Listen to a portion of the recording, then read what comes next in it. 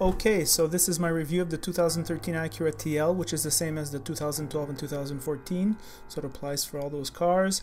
We're going to start with the exterior styling. This car is bland all around except for the dual exhaust. That looks pretty good.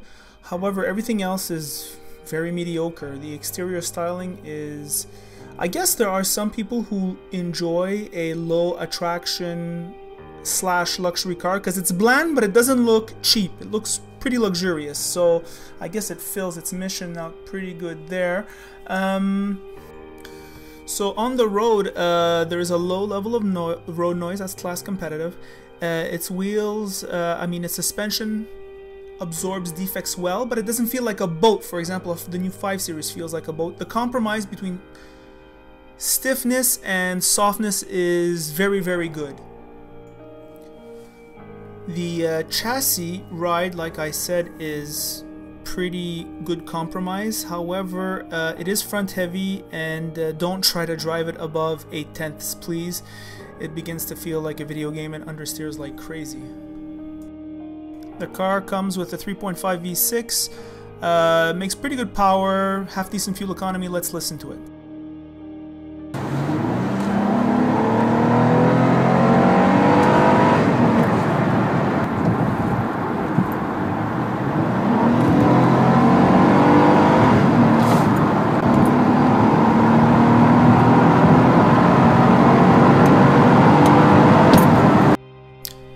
Trunk space is average and there doesn't fold down. There's a pass-through for skis. I just want to make a few comments about that engine. It is low tech but very reliable and drives very smoothly. I could not get over how smooth the engine was.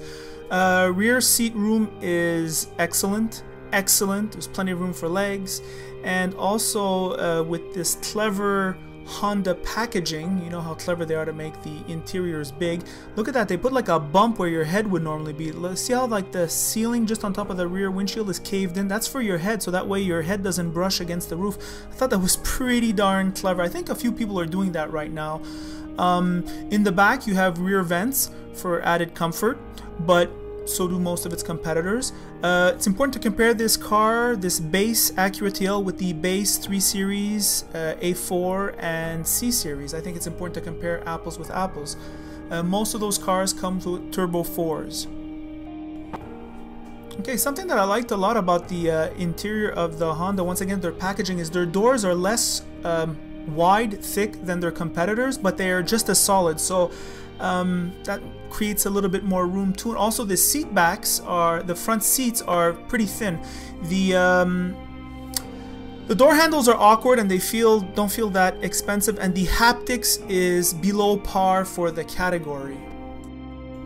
So all its competitors for 35 to 40,000 are pretty much all compacts. This is a true midsize. If you look at the dash layout, the dash sort of like pushes forward and gives you a lot of room. It's like leaning forward like the Civic, except less pronounced, I'd say. It just creates a feeling of room.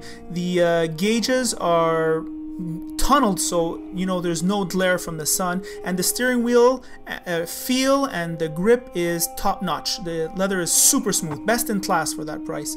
Look at, once again, the Honda gauges are super visible. I mean, it's just a very functional habitat, and we're used to that from Honda. The sound system is very good, especially at low to medium volume. The sound is very clear, and that is amplified by the low amounts of cabin noise. This center stack is pretty cluttered, but the top screen is really well tunneled, so there's no glare. Let's look at this crap wood. This really is a bad finish, and the haptic feel of those buttons just suck. They feel like they're on a Honda Fit. Various impressions about this car. I bought this car. I got a really great price on a lease. This car is 9 months old, so I got a really crazy lease deal. I've had at least a month to drive it now, and I think that, like, even though like its parts are on general pretty average compared to its competitors, it has the only decided edge it has is really the Honda packaging, the interior room, this sloping forward dash giving you more room, this thinned out elbow rest, giving even more space. If you look at the Germans, they're much more bolstered. The incredible seats, which are above average, they do better than the Germans. Still not quite as well put together as a German car. The sum of its parts somehow total more.